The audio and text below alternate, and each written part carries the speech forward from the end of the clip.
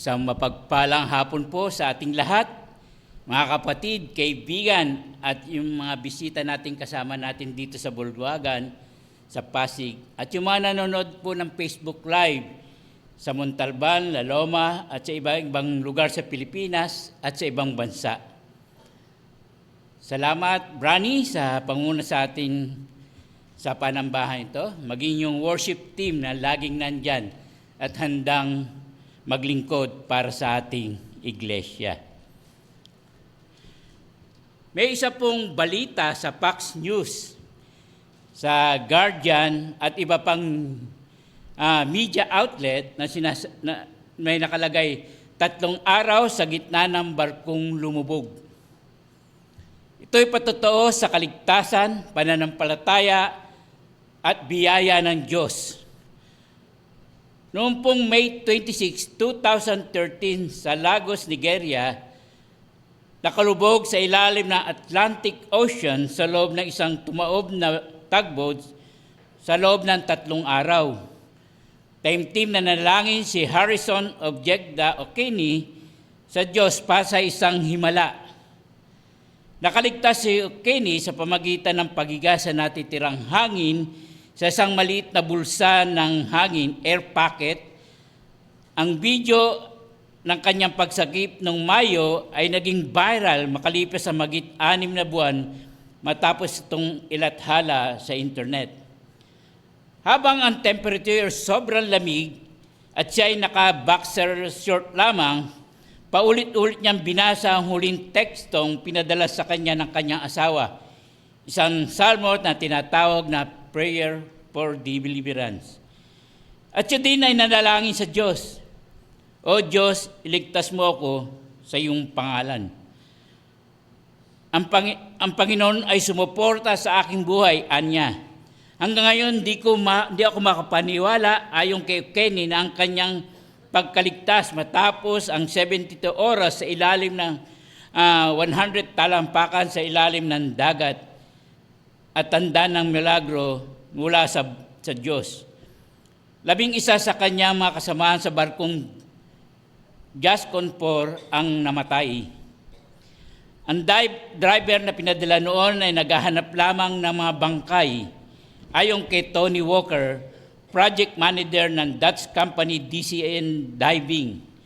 Nagtatrabaho sila noon sa isang oil field, 75 milya ang layo. Nakakuha sila ng 4 na bangkay. Kaya nang may lumitaw na kamay sa screen ng TV na minomonitor ni Walker mula sa rescue boat, inakala niyang isa na namang itong patay. Nang akmang hahawakan ng diver ang kamay, bigla siyang hinawakan nito pabalik. Ani Walker, nagulat kaming lahat, pati diver. Akala namin multo.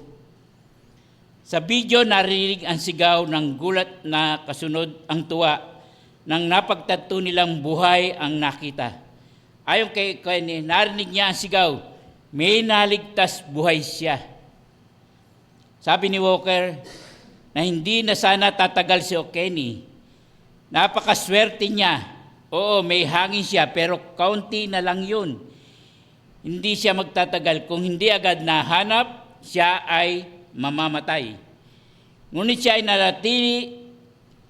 nanatili. Ang kanyang kaligtasan ay hindi lamang kwento ng tibay ng loob. Ito ay buhay na patunay na kahit sa pinakamadilim na sandali, ang Diyos ay naroon kumikilos ng tahimik. Tulad ng ginawa ng mga marinero sa Jonah Chapter 1, gayon din si Okene. Siya ay lubos na nampalataya sa Diyos, hindi lang sa panahon ng trahedya, kundi pati sa panahon ng kapayapaan. Makita natin ang marinero sa Jonas 1 o si Jonas mismo, may mga sandali sa buhay na kailangan dumaan sa unos ng pagsubok para matutong magtiwala at manampalataya sa Diyos. Basahin po natin muli ang Jonah chapter 1 verse 1 to 17 na binasa sa atin ni Brani. Babasahin ko po ito sa ESV, sundan nyo na lang po ako sa mga inyong Biblia. Verse 1, Now the word of the Lord came to Jonah, the son of Amittai, saying, Arise, go to Nineveh, the great city, and call out against it, for their evil has come up before me. But Jonah rose to flee to Tarsus from the presence of the Lord. He went down to Jonah and found a ship going to Tarsus. So he paid the fare and went on board to go with them to Tarsus, away from the presence of the Lord. But the Lord hurled a great wind upon the sea, and there was a mighty tempest on the sea, so that the ship threatened to break up. When the mariners were afraid, and each cried out to his Lord, and they hurled a cargo that was in the ship into the sea, to lighten it for them. But Jonah had gone down into the inner part of the ship, and had laid down, and was fast asleep. So the captain came and said to him, What do you mean, you sleeper? Arise, call out your God. Perhaps the God will give a thought to us, that we may not perish. And they said to one another, Come, let us cast lots, that we may know whose account this evil has come upon us. So they cast lots, and the lots fell on Jonah. They said to him, Tell us, on what account this evil has come upon us? What is your occupation, and where do you come from? What is your country, and what people are you? And said to them, I am a Hebrew, and I fear the Lord, the God of heaven, who made the sea and the dry land. Then the men were exceedingly afraid, and said to him, What is this that you have done? For the men knew that he was fleeing from the presence of the Lord, because he had told them. Then they said to him, What shall we do to you, that the sea may quiet down for us? For the sea grew more and more tempestuous. And said to them, Pick me up and hurl me into the sea, then the sea will quiet down for you. For I know it is because of me that this great tempest has come upon us. Nevertheless, the men rowed hard to get back to dry land, but they could not, for the sea grew more and more tempestuous against them. Therefore, they called out to the Lord, O Lord, let us not perish for this man's life, and lay not on us innocent blood. For you, O Lord, have done as it pleases you. So they picked up Jonah and hurled him into the sea, and the sea ceased from its raging. Then the men feared the Lord exceedingly, and they offered sacrifice to the Lord and made vows. And the Lord appointed a great fish to swallow up Jonah, and Jonah was in the belly of the fish 3 days and 3 nights. Salamat po sa pagbasa natin salita ng Panginoon. Manalangin po tayo. Father God, naway gabi mo po ang amin sa pag-aaral namin sa salita ni Jonah, Panginoon. Sa salita nyo, sa Jonah, Lord, naway gabayan niyo po kami. Nawang yung banal na Espiritu magbukas sa aming puso at isipan na magawa namin yung mga nais mo sa buhay namin para dito, Lord. Kaya salamat po sa kabutihan mo. Pagpalain mo ang bawat isa ng iyong banal na Espiritu sa pangalan ni Jesus. Amen. Noong pong nakaraang linggo, binahagi sa atin ni Doc Jerry yung Habakkuk chapter 2 verse 14. Ang titulo po ay Ultimate Victory. At ang mensahe po, Though evil seems to prosper, the world will be won for God in the end. Meron po itong dalawang punto. Yung una po ay prophecy at yung pangalawa ay practical implications. Last week naman po, binahagi sa atin ni Brother Tonyo yung Malakay chapter 1 at ang title po ay Magnifying God's Name. Kung saan ang mensahe ganito, God's name will be glorified in all the earth, and it is our privilege and responsibility to participate in the magnification, especially in the light of human failures. Let's examine the 7 failures and see how they guide us to truly magnify His name. Yung una pong failure ay questions God's love. Yung pangalawa pong failure ay defile sacrifices. At yung pangatlo, defile the priesthood. Yung pang-apat po, break marriage covenant. Yung panglima, delay justice. Yung pang-anim, rob in tithes and offerings. At yung pang-pito ay reject the message and the day of the Lord. Ngayon po ay pagbubulay-bulayan natin ay Jonah 1. Ito ay bahagi pa rin ng serye sa aklat ni Chuck Swindoll.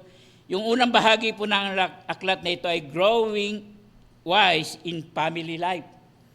Yung pangalawa pong bahagi ay aklat, yung pang-second quarter, ito po yung Growing Obediently in God's Word. Yung pong pangatlong bahagi ng aklat na ito para sa third quarter ay growing in faithful evangelism. Ngayon po, ang pagbubulay-bulayan natin ay nasa panglimang bahagi ng ating pangatlong aklat na growing in faithful evangelism. Ito ay ang overcoming the fear of evangelism. Ngayong araw, ang pag-aaralan natin makikita sa Jonah chapter 1 verse 1 to 17. Malinaw na tinuturo ng Diyos ang kanyang pagka-sovereignty sa pag-share ng ebanghelyo. At makikita din natin yung sovereignty ng Diyos sa lahat na nilalang, maging sa tao man o kalikasan. Ang pamagat ng mensahe natin ni overcoming the fear of evangelism.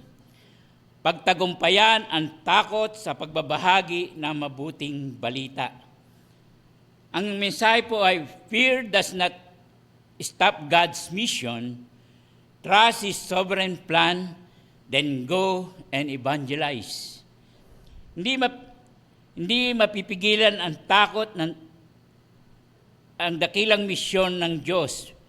Magtiwala ka sa Kanyang soberanong plano at humayo ka at mag-ebanghelyo. Tutunghayin po natin ang 3 main points na nagsisimula sa salitang fear upang makita natin at matagumpayan natin ang balakid sa ebanghelismo ayon sa kwento ni Jonah. Ang unang fear of the mission, verse 1 to 3. Yung pangalawang fear of the people, 4 to 10. At yung pangatlo, fear from panic to faith, sa verse 11 to 17. Ngayon po, tunghayan po natin unang punto natin, yung fear of the mission. Babasahin ko verse 1 to 3. Now the word of the Lord came to Jonah, the son of Amittai, saying, Arise, go to Nineveh, the great city, and call out against it, for their evil has come up before me. But Jonah rose to flee to Tarsus from the presence of the Lord. Dito po yung God's sovereign calls Jonah na mangaral ng pagsisisi sa mga taga-Nineveh. Ngunit siya ay natakot sa misyon. Marahil pati na rin sa awa ng Diyos na maaring ipagkaloob sa Nineveh. Dahil hindi sila karapat-dapat sa isip ni Jonah. Makikita natin dito yung pagtanggi ni Jonah nang siya ay tumakas sa presensya ng Diyos. Ayaw niyang ibahagi ang salita ng kaligtasan sa mga taga-Nineveh dahil ito'y kaaway ng Israel at malulupit.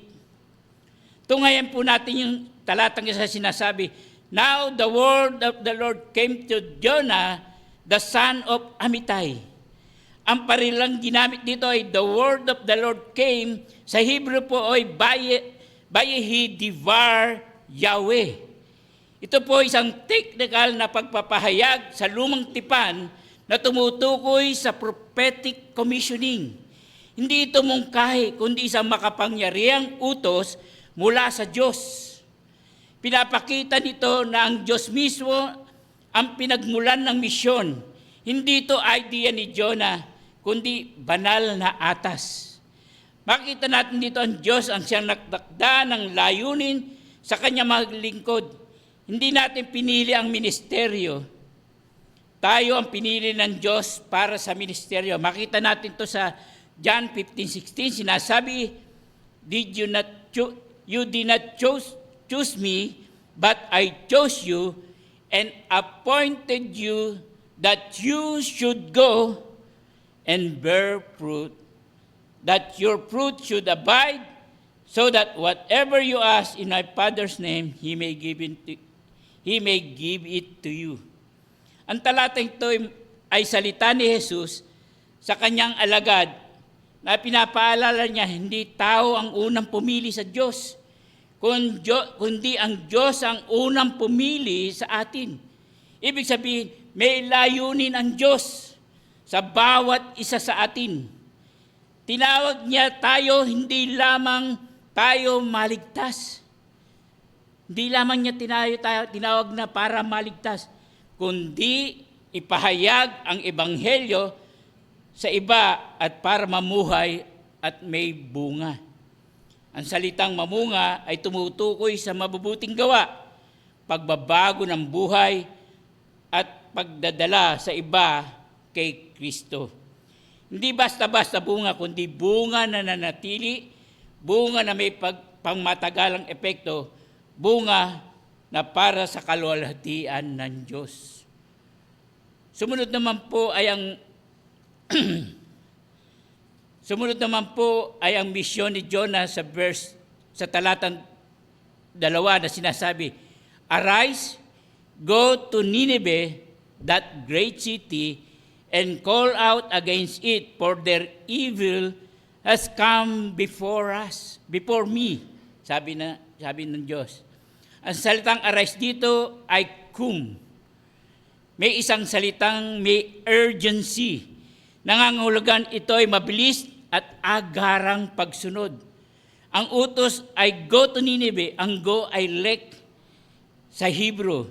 It is a divine commissioning verb form, forceful and urgent. Ito ay hindi lamang tungkol sa lokasyon, kundi tungkulin.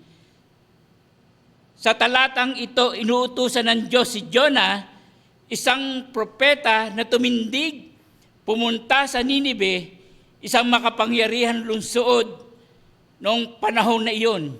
Kilala ang Nineveh bilang makasalanan at masama, kaya ipinadadala si Jonah upang balaan sila, upang ihayag ang hatol ng Diyos dahil sa kanilang kasamaan.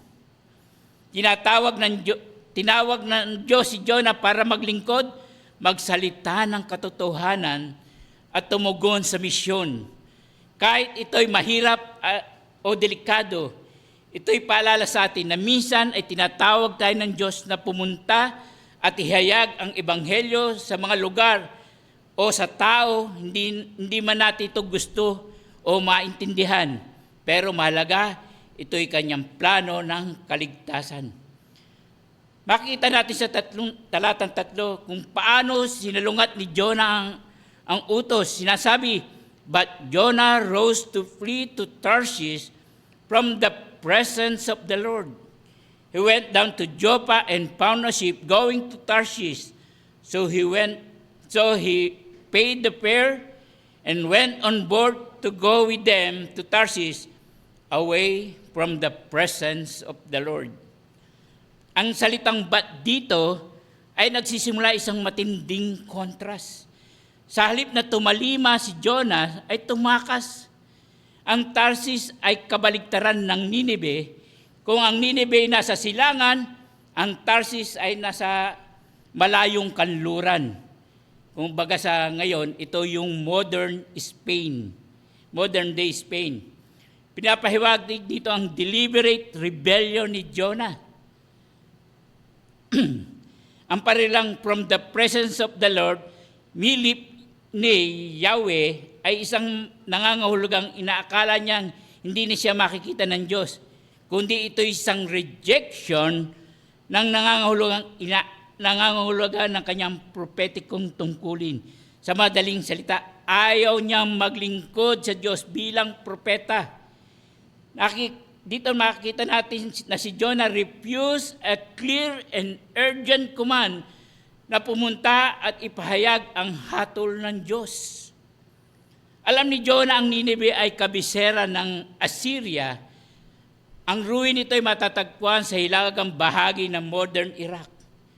Isang malupit, mapang-api at pagganong imperyo, kilala sila sa brutalidad, sa digmaan, pagpugot ng ulo, pagpapahirap at pananakop. Sila ay mortal na kaaway ng Israel. Kaya ang utos ng Diyos ay hindi madali. Si Jonas ay tinawag na mangaral hindi sa kanyang bayan, kundi sa kanyang kaaway. Ito ay pagsubok ng pagsunod, awa at pananampalataya. Ang Diyos ay may soberanong karapatan na magpadala ng mensahe kahit sa pinaka-imposibleng lugar. Ang kanyang awa ay hindi limitado sa isang lahi. Makita natin sa Roman chapter 9 verse 15 to 16, sinasabi niya kay Moses, I will have mercy on whom I will have mercy, and I will have compassion on whom I have compassion. So then, it depends not on the human will or exertion, but on God who has mercy. Ang talatang ito ay nag-emphasize ng God's sovereign choice. Pinapahiwatig dito ang habag at awa ng Diyos, hindi batay sa anumang merito ng tao, kundi sa kanyang malayang kalooban. Excuse me po.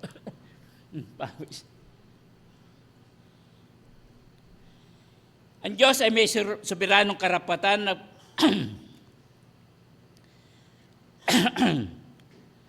sinabi nga ni Tim Keller, Jonah ran not because he was afraid the Ninevites would reject the message, but because he feared they would repent and God would forgive them. Ayon kay Keller, ayaw ni Jonas na mabigyan ng biyaya ng kaligtasan ang kaaway ng kanyang bayan. Pinili niyang lumayo kaysa ipakita ang kaaway na pinatawad.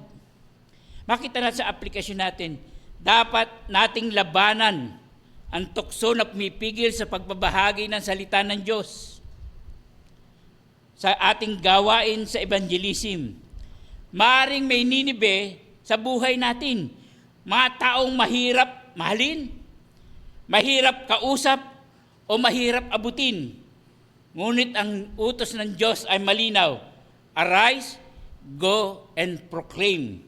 Huwag hayaang ang takot, galit, mapahiya o prejudice ang pumigil sa pagsunod natin.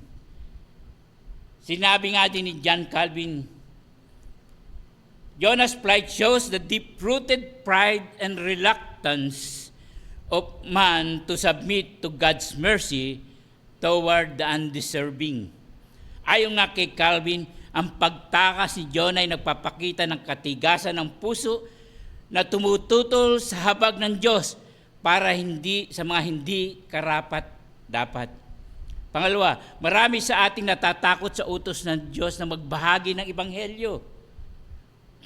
Sa opisina, sa paralan, sa pamilya, sa komunidad, o sa ibang lugar, natatakot tayong mabigo. Natatakot tayong pagtawanan o mapahiya. Ngunit gaya ni Jonah, ang pagtalikod ay pagsuway sa malinaw na utos ng Diyos. Susuwayin ba natin ang utos ng Diyos na mag-share ng Ebanghelyo? Hindi dapat. Bilang mananampalataya, tayo ay may misyon na ibahagi ang salita ng Diyos. Ito ay ating misyon para sa kalwalhatian ng Diyos. Sinasabi nga sa Acts chapter 1 verse 8, But you will receive the power when the Holy Spirit has come upon you, and you will be my witness in Jerusalem, in all Judea, and to all the end of the earth. Ang misyon ng Diyos ay nagsimula sa Jerusalem, pero hindi ro nagtatapos. Ngayon, tayo ay bahagi ng katuparan nito. Nasa Pilipinas man tayo o saan man panig ng mundo, tinatawag tayong maging saksi ni Kristo. Nagsimula ito sa ating tahanan sa mga mahal sa buhay. Ito ang ating Jerusalem. Lumawak sa paligid nito, sa school, sa opisina, sa community. Ito ang iyong Judea at Samaria. At sa abot ng biyaya ng Diyos, dadali mo si Kristo sa iba't ibang panig ng mundo. Pero binigyan tayo, maring hindi tayo makaabot sa ibang bahagi ng mundo, maring nandito lang tayo sa Pilipinas. Pero binigyan tayo ng modern technology ng Diyos upang ibahagi sa ibang mundo ang kanyang ebanghelyo.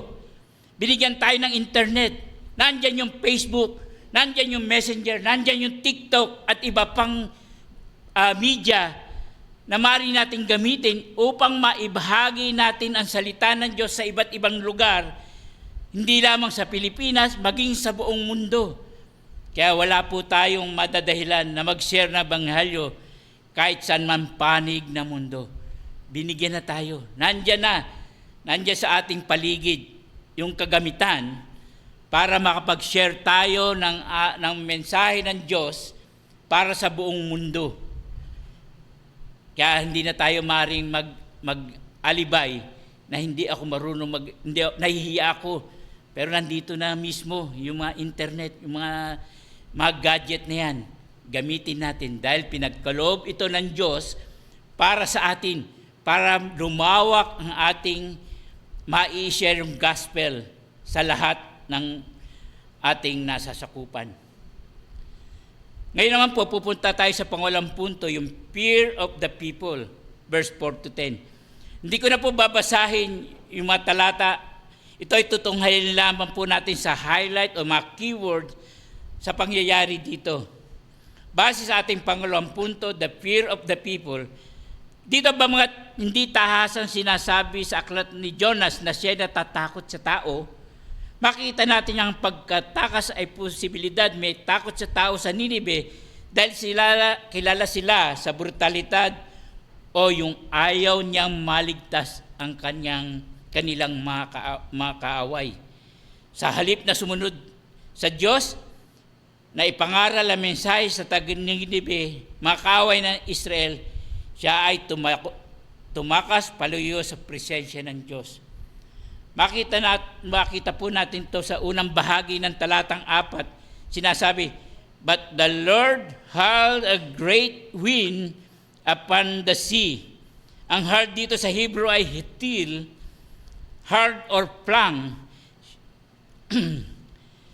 Nagpapahiwatig na intentional at makitinding pagkilos ng Diyos. Dito pinapakita ng Diyos ang pagka-soberanya sa kalikasan, maging sa bagyo. Kaya hindi aksidente ang bagyong dumating. Ito'y aktibong binato, hitil sa Panginoon bilang tugon sa pagsuway ni Jonah. Pinapakita nito ang kapangyarihan ng Diyos sa kalikasan upang ituwid ang kanyang lingkod. Ginamit ang pandiwang hitil para ito ng paggamit sa paghagis ng mga taon sa barko sa kanilang mga kargamento. Sa verse 5, pinapakita nito ang soberanya ng Diyos sa kalikasan. Hindi siya aksidente kundi disiplina ng Diyos upang harapin ni Jonas ang kanyang kasalanan. Sa pananaw ng mga Reformed theologian, ito'y tinatawag na pursuing grace. Na ang Diyos ay hindi papayag manatili sa kasalanan ang kanyang lingkod. Siya'y gagamit ng lahat ng bagay para sa kanyang layun. Sinasabi nga sa Romans chapter 8 verse 28, and we know that those who love God, all things work together for good, for those who are called according to His purpose. Sa talatang 5 naman sinasabi, the mariners were afraid, bayru.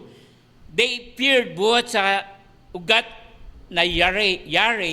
Ito ay takot sa paggalang, depende sa konteksto. Makita natin ang tuloy na reaksyon ng mandaragad ay takot, hindi sa Diyos, kundi sa kapahamakan. Kaya tinawag nila sa kanilang mga Diyos, pinapakita nito ang kawalan ng tunay na pananampalataya. Si Jonah sa kabilang banda ay natutulog, isang larawan ng espiritual na manhid ng dulot ng takot sa tao kaysa takot sa Diyos. Habang ang pagano ay desperadong tumatawag sa kanilang mga Diyos, si Jonas ay natutulog. Ang kontras na ito ay matalim at may hindi nakakilala sa tunay na Diyos ay may mas malalim na takot kaysa sa propetang tumatakas. Ito ay larawan ng spiritual apathy. Ang pagtulog ni Jonas ay hindi sa kapayapaan, kundi sa pag-spiritual na pagkatuyo, dulot ng pagsuway. Kaya sa talatang 6 sinasabi, arise, call out your God, kumkra, tumindig at tumawag, parehong imperative verbs. Dito pinapakita ang pagkadesperado ng kapitan na sabihan si Jonah na manalangin. Ito'y kaparehas ng utos ng Diyos sa verse 2. Ngunit dito ang nag-uutos ay ang kapitan na manalangin. Pinapahiwatig nito na kahit ang mga pagano ay naghahanap ng tagapagligtas sa oras ng sakuna. Ngunit tahimik si Jonah sapagkat alam niya ang dahilan. Natatakot siya sa tao sa Ninibe. Natatakot siya baka iligtas ng Panginoon ang mga taga-Ninibe. Kaya siya ay tumakas. Ngayon, kinakaharap niya ang galit ng Diyos. Makikita natin sa talatang 7, ang mga marino ay naguguluhan dahil sa bagyo at patuloy na lumalakas. Kaya naman nagsabi sila, come, let us cast lots, that may know whose account this evil has come upon us. So they cast lots, and the lot fell on Jonah. Tingnan natin yung let us cast lots. Sa Hebrew ito'y goralot, ang mga palabunutan, ginagamit upang tukuyin ang kalooban ng Diyos noong sinaunang panahon. Dito ang natukoy nila na si Jonah ang dahilan. Ang Diyos ay gumamit na banal na paraan upang ihayag ang pagkakasala ni Jonah. Minsan ang Diyos ay nagsasalita ng paraan na higit sa ating kontrol upang ituwid ang landas ng kanyang lingkod. Sa talatang 8 sinasabi, then they said to him, tell us, on whose account this evil has come upon us? What is your occupation? And where do you come from? What is your country? And what people are you? Ang tanong ng mga mandaragat ay nagpapakita ng pagkalito at takot. Ano bang ginagawa mo? Nais silang maunawaan kung bakit ang Diyos ay galit. Si Jonah ay unting-unting binuksan ng Diyos ang kanyang puso at nagpabalik loob. Sa verse 9 naman, sinabi niya, and he said to them, I am a Hebrew, and I fear the Lord, the God of heaven, who made the sea and dry land. Sinabi ni Jonah, I fear the Lord, Yahweh. Takot na may masamang kasamang paggalang at pagsamba. Ang irony nito, si Jonah nagsasabing may takot sa Diyos na lumikha ng dagat, ngunit siya'y tumatakas sa Diyos sa dagat mismo. Pinapakita ang kanyang pagkilos na mas takot siya sa paghatol ng tao, mga taga-Ninive, kaysa sa utos ng Diyos. Sa talatang sumakita na sa atin sobrang takot nila, sinasabi, "Then the men were exceedingly afraid and said to him, 'What is this that you have done?' For the men knew that he was fleeing from the presence of the Lord because he had told them." Sinasabi sa unang bahagi, "Then men were exceedingly afraid." Ito po ay sa Hebrew ay Bayeru Haanashim Yirag Gidola. The men feared a great fear, o sobrang takot na takot sila. Ito'y tunay na sobrang takot. Hindi lamang sa bagyo. Kanina sa bagyo sila natatakot, ngunit ngayon sa Diyos ni Jonah. Dahil sinabi niya na yung katotohanan, kaya nag-aalimpuyo sa galit yung dagat, dahil sinabi ni Jonah, siya yung dahilan. Siya yung naglilingkod sa Diyos na tumatakas. Dito makita natin na hindi lamang natural na sakuna, kundi natatakot sila hindi lamang sa natural na sakuna, kundi sa puot ng banal na Diyos. Ang kanilang pagkatakot ay patungo sa tunay na pagkilala sa kapangyarihan ng Diyos. Makita natin na pinapaalala sa atin sa Jonah na ang tunay na kapayapaan ay nasa pagsunod, hindi sa pagtakas. Kung tayo susunod sa Diyos, kahit ang bagyo ay magiging instrumento ng kanyang awa, biyaya at pagtuwid. Application para sa atin.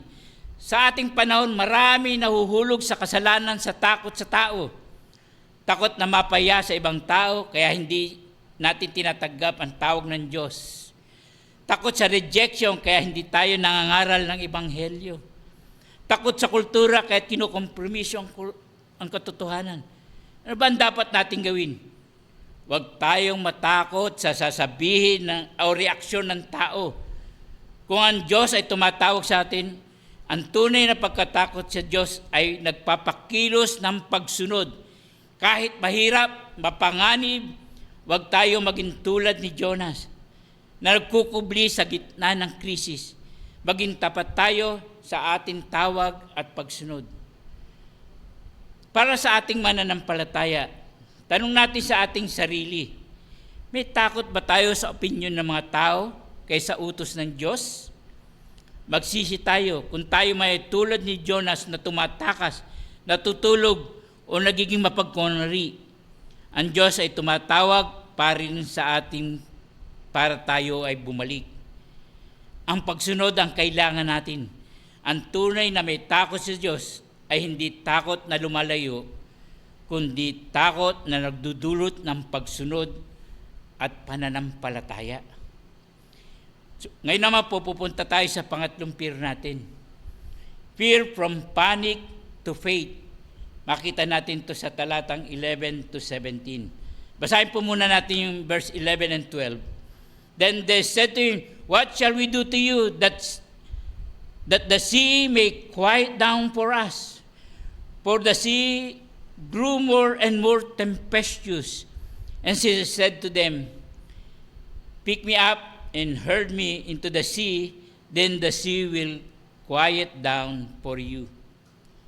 Dito tinatanong nila si Jonah, anong dapat namin gawin sa iyo upang ang dagat ay tumahimik sa amin? Sapagkat ang dagat ay lalo nag-aalimpuyo sa galit. Ang salitang Hebrew dito sa more tempestuous ay Behayam Holek Besaor Meod, Besoar Mead. Ito ang tumutukoy sa isang dagat na unti-unting lumalakat sa galit at buso at nag-aalimpuyo sa galit hanggang ito'y sobrang maras na. Hindi na kayang kontrolin ng kanilang sasakyan o anuman dahil ito'y galit na galit, halos masira na yung kanilang sasakyan dito. Ang parilang ginamit dito sa verse 11 upang ipakita na ang bagyo ay hindi basta-basta. Ito'y tanda ng galit ng Diyos at patuloy pang lumalala habang tumatagal. Sabi nila, "What shall we do to you?" Sa original na Hebrew, mana asilak. ginagamit sa Hebrew sa pangdiwang nasi, do make, para sa isang urgent and desperadong tanong. Paano ang gagawin natin para matigil ang bagyong ito? Ang salitang ginagamit to para matigil ang bagyo sa Hebrew ay yistok, from yung sa root word na shakat, to be quiet, still, calm, upang ang dagat ay tumahimik. Nakita natin sa verse 10, ang mandaragat ay takot na takot, ngunit hindi pa rin sila lubos nakilala ang Diyos. Inamin ni Jonah ang pagkakasala at tinanggap ang kabayaran nito. Ito ang unang hakbang tungo sa pagkilala ng Diyos sa pagharap ng katotohanan. Tinanong ng mga Mari, anong dapat namin gawin sa iyo? Pinakita nito, handa silang gawin ang nararapat upang maibsan ang galit ng Diyos. Samantalang si Jonah na propeta ng Diyos ay nananatiling tahimik at manhid. Kaya sa talatang 12 sinabi sa kanila, pick me up and hurl me into the sea. Itapon niyo ako, bayasu, buhatin. Pinapakita dito na mas pipiliin pa niyang mamatay kaysa sumunod. Sa wakas, inamin ni Jonas ang kanyang responsibilidad. Ngunit kahit dito ang sagot ni Jonas ay hindi tunay na pagsisisi, kundi sa pagtakas muli. Ngayon ay sa kamatayan. Hindi siya humingi ng tawad sa Diyos, bagkus ninais niyang matapos ang lahat sa pamagitan ng paghagi sa kanya sa dagat. Sabi nga ni Matthew Henry, Jonah began to submit to God's justice, though not yet rejoicing in His mercy. Ayon kay Henry, si Jonas ay nagsisimulang yumuko sa kamay ng Diyos, ngunit hindi pa siya lubos na nagtitiwala sa habag nito.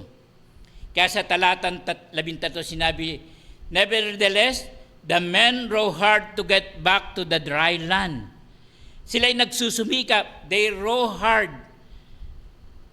Ito yung makikita natin yung pagpipilit ng mga tao na ibalik sa kalupaan yung kanilang barko na yung sinasakyan nila. Ngunit makikita natin dito, kahit anong struggle nila, mas malakas yung alon, yung mga bagyo na pinadala ng Diyos, kaya kahit anong hirap na ginagawa nila, hindi sila makausad, hindi sila makapunta sa dry land. Dahil alam natin, ang Diyos mismo ang nagpadala nito. Ayaw nila itapon si Jonah dahil ito'y buhay. Kaya nagsusumikap sila na bumalik sa lupa. Ngunit makikita natin, no? Walang kapayapaan pa rin sa kanila. Kaya makita natin sa talatang 14 na sinasabi, they call out to the Lord, O Lord, let us not perish to this man's life. O Lord, we plea, dito ay yung O Lord, we plea ay Anya Yahweh. Huwag mo kaming hayaang mapahamak sa Hebrew ay Alanobed. Ito ay unang panalangin sa Diyos na si Yahweh sa aklat na ito. Pero ito hindi nagmumula kay Jonas. Ito'y nagmula sa mga pagano. Dahil sa takot nila sa Diyos, nakilala nila ng Diyos, sila ay nagmakaawa sa Diyos na si Yahweh mismo. Kinalala nila ang kapangyarihan nito. Sila ay nagsimulang lumapit sa tunay na Diyos, samantalang si Jonas ay hindi man lang tumawag sa Diyos kahit alam niya ang kapangyarihan ng Diyos. Kaya nga sinabi natin, dito unang nabanggit si Yahweh. Yung panalangin kay Yahweh ay hindi nanggaling kay Jonas, kundi sa mga pagano mismo, doon sa mga marinero. Sila'y tumawag kay Yahweh. Kaya sa talatang 15, ginawa na nila ang sinabi ni Jonas. So they pick up Jonah and hurled into the sea, and the sea ceased from raging. Pagkatapos nilang ihagi si Jonah sa dagat, naibsan ang galit ng dagat. Nung una ay nag-aamlimpuyo sa galit. Ang Hebrew word dito is sapo. It's raging. From saat na to storm violently. Nang itapon nila si Jonah, tumigil ang bagyo. Pinapakita noon tanging pagsunod sa utos ng Diyos ang nagdudulot ng kapayapaan. Ang dagat ay isang simbolo ng kaguluhan, paghuhukom, ay agad na tumahimik. Patunay na kontrolado ng soberanong Diyos ang lahat, maging dagat o bagyo. Sabi 16 naman, then men feared the Lord exceedingly, and they offered sacrifice to the Lord. They feared here with great fear. Sa Hebrew ay Bayru Yira Gidola. Makita natin yung sobrang takot kanina sa bagyo, sa nag-aalim po yung dagat, napilitan ng sobrang takot nila. Pero dito, fear with awe sa Diyos. Yung panic nila kanina, napunta sa pananampalataya. So makita natin, ginamit ng Diyos yung karanasan na yon para maligtas hindi lamang yung mga taga-Ninive, kundi pati yung mga marinero doon sa nasinakyan ni Jonah, ay sila'y nakita nating sumamba sa Diyos, nag-alay ng sakripisyo. They sacrificed to God at nagbigay ng kanilang mga vows. Sila'y nagbigay ng kanilang panata, mga pangakong panata, na bunga ng totoong pagsamba ang karanasan ng mga marino. Matapos silang makita ang kapangyarihan ng Diyos, sila'y nagsakripisyo at nangako sa Kanya. Posible silang tunay na naligtas. Ironically, ang tumatakbong propeta ay ginamit ng Diyos upang iligtas itong mga pagano nito doon sa barko na yun, yung mga marinero nito. Sa talatang 17, sinabi, and the Lord appointed a great fish to swallow up Jonah. Ang appointed dito yung bayeman, ang root word nito, to assign, to prepare. Sinabi nga rito, to prepare a great fish, na great fish. Ito yung dagadol. Hindi sinasabi rito yung giant whale, katulad ng pinag-aaralan sa mga Sunday school, sa mga bata, na isang great whale daw yung kumain kay Jonah kasi madalas yun ang pinapakita. Pero wala ho sa, sa context nung kay Jonah. Ang pinadala dito ay great fish, isang napakalaking isda na siyang kumain kay Jonah. Kaya siguro nakatayo si Jonah sa loob, nakaupo, hindi natin alam kung anong ginagawa niya sa loob, pero siya ay nandun habang siya ay dinadalang pabalik sa, makita natin sa mga susunod na talata nito, siya ay binabalik doon sa Ninive. Hindi siya nakalusot. No? Although yung plano niya ay tumakas, ngunit ultimately, ginamit ng Diyos yung mga sakuna nito. Kaya hindi aksidente ang isda. Ito'y tinakda ng Diyos upang iligtas si Jonah. Mula sa hatol ay may biyaya, habang ang lahat ay nakakala na wakas na ni Jonah. Ito pala ang simula ng pagbabagong buhay, isang larawan ng pagkamatay at pagkabuhay muli. Sinasabi nga ni Tim Keller, Jonah was thrown into the storm so others could be saved.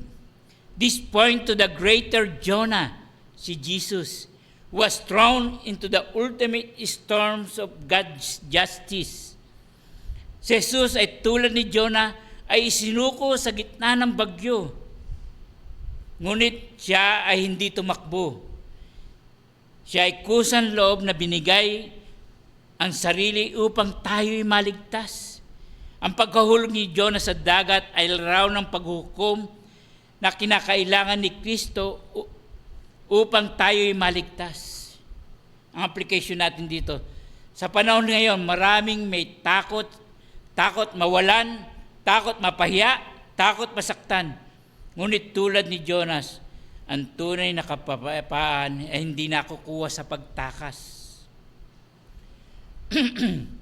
kundi sa kaligtasan sa pamamagitan ng pagsuko sa Diyos. Ang bagyo ng buhay ay hindi upang sirain tayo, kundi dalhin tayo sa tunay na kaligtasan sa pamamagitan ni Jesus. Huwag tayong matakot. Matakot tayo sa Diyos at magtiwala tayo ng sapat sa Kanyang biyaya.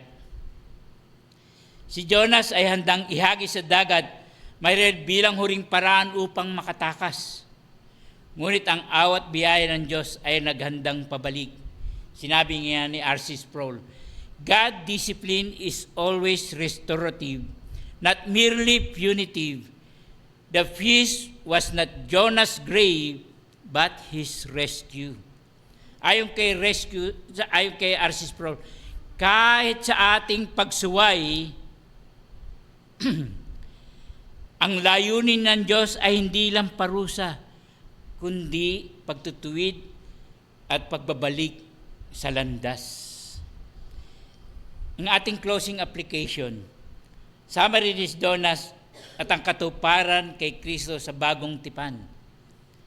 Sa Jonas 1, chapter 1, verse 1 to 17, inutusan ng Diyos si Jonah magpunta sa Ninive upang ipahayag ang kanyang babala laban sa kasamaan ng lungsod. Ngunit sa halip na sumunod si Jonah, siya ay tumakas palayo sa presensya ng Diyos. Sumakay sa barko patungo sa Tarsis dahil ito'y nagpadala ng malakas na bagyo at nagbanta sa buhay ng lahat ng nasa barko. Nang malaman ng tao ng barko na si Jonah sa sanhi ng bagyo, tinanong nila siya kung anong dapat imong gawin. Minungkahi ni Jonas, itapon siya sa dagat. At nang gawin ito, tumigil ang bagyo. Sa huli, nilulun siya ng isang malaking isda kung siya ay nanatili ng 3 araw at 3 gabi. Kaugnayan nito kay Kristo sa bagong tipan. Si Jonas bilang anino ni Kristo. Sa Mateo chapter 12 verse 40, sinasabi ni Jesus, sapagkat kung paanong si Jonas ay nasa tiyan ng malaking isda sa loob ng 3 araw at 3 gabi, gayon din ang anak ng tao ay mapasa puso ng lupa sa loob ng 3 araw at 3 gabi. Ang pagkalubog ni Jonas sa dagat ay pagkakalob sa isda ay larawan ng kamatayan at inilibing ni Kristo. At ang ating paglabas ni Jonas ay larawan ng muling pagkabuhay ni Kristo. Pangalawa, pag-ibig ng Diyos sa makasalanan.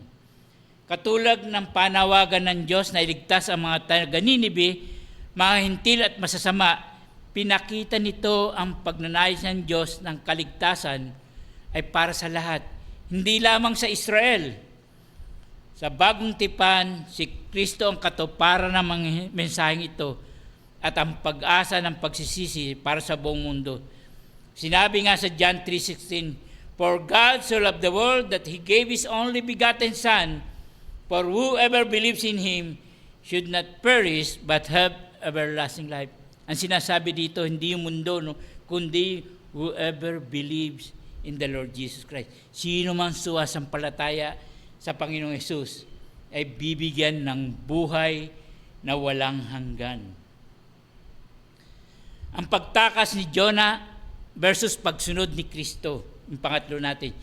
Si Jonas tumakas sa panawagan ng Diyos dahil sa takot na maligtas o galit sa mga Ninibita.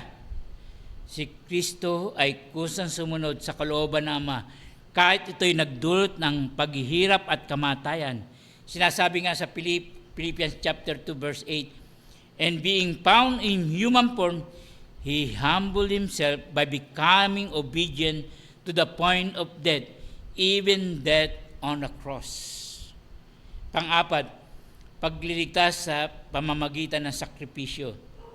Nang ihagi si Jonah sa dagat, naligtas ang mga kasama niya sa barko.